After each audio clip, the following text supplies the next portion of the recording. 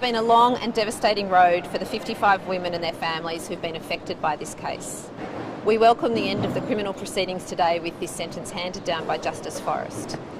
For some of the women affected, today has brought some welcome degree of closure and some modicum of comfort, knowing that Mr Peters is in jail and will not be released for a long time.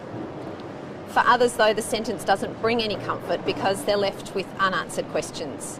How could this be allowed to happen in Victoria in the 21st century? Why was this man allowed to practice unsupervised without any restriction on his licence? It can be no coincidence that nearly every person who was infected after the Medical Practitioners Board of Victoria revoked the restrictions on his licence. The prosecution and defence were united on one point, and that is that the medical board dismally failed to protect these women. Like putting a sugar-addicted kid in charge of the candy store was one description, completely incompetent was another.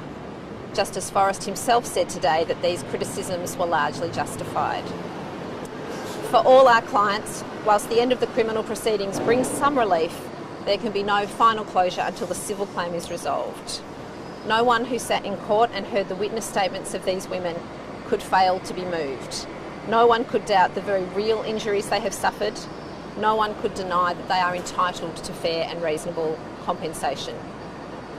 They shouldn't have to continually be re-traumatised through a litigious process, and we call on the parties to move now to resolve the case. The women Slater and Gordon represent are a varied group, but they're united in one aspect, and that is a desire to put this matter behind them as quickly as possible so they can truly move forward.